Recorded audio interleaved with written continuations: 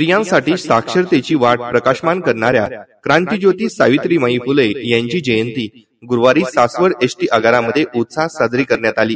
सावित्रीमाईंच्या प्रतिमेस depot manager सागर गाडे यांच्या हस्ते पुष्पहार अर्पण करण्यात आला।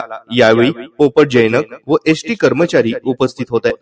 फुले यांच्या जयंतीनिमित्त उपस्थित आपल्या आगाराचे सन्माननीय आगार व्यवस्थापक सागरजी गाडे साहेब आणि डेपोतील सर्व प्रशासकीय तसेच कामगार बंधू आणि विशेषतः प्रमुख पाहुणे म्हणून आपल्याला उपस्थित असलेले लोकशाहीचे पत्रकार सन्माननीय कुंभारकर या सर्वांच्या उपस्थितीत आज सावित्रीबाई फुले यांची जयंती मोठ्या उत्सवात सासवड आगारात संपन्न होत आहे।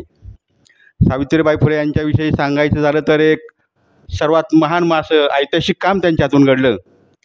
ज्यांच्या हाती पाळण्याची दोरी तेच कुटुंबाला उद्धारी असं अतिशय महान कार्य, शिक्षणाचं महान कार्य करणाऱ्या ह्या क्रांतीसूर्य सावित्रीबाई ज्योतिबा फुले त्या समाजसुधारक होत्या। शिक्षण शब्दांनी अतिशय महान असं कार्य केलं। त्यांच्या या चळवळीतूनच आज आपल्या भारत देशाला पंतप्रधान महिला लाभल्या, राष्ट्रपती महिला लागल्या, महिला मिळाल्या आणि महिलांना खऱ्या अर्थाने जागृती निर्माण केली। आणि या क्रांतीसूर्य ज्योतिबाबाई फुले सावित्रीबाई फुले यांनी जे कार्य केलं ते कार्य कदापि न विसरणार आहे। समाज घडवण्याचं तसंच स्त्री समाजाला शिक्षण देऊन समाजात मोठं केल्याचं काम त्यांनी केलं आहे। आपला आज भारत देश जो स्वतंत्र होऊन इतकं वर्ष झाली, इतकी मोठी प्रगती केली, त्याचं सर्व श्रेय सावित्रीबाई फुले यांना झालं। कारण त्यांनी महिलांना उच्च शिक्षित केलं, मोठ्या मोठ्या पदावर आज महिला बसल्यात, गावचे सरपंच असून पंतप्रधान असून।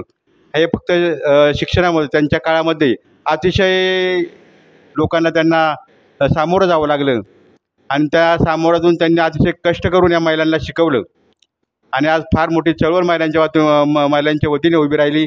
महिला सुशिक्षित झाल्या, स्वकर्तृत्व झाल्या, स्वतःच्या पायावर उभ्या राहिल्या। याचं सर्व श्रेय ज्यांनी शिक्षणाचा पाया घातला त्या सावित्रीबाई फुले ह्या श्रीक्रांतीच्या जनक आहेत। त्यांना माझ्या वतीने, आमच्या डेपोच्या सर्वांच्या वतीनं मी मनपूर्वक आदरांजली वाहतो आणि माझं थोडक्यात संपवतो।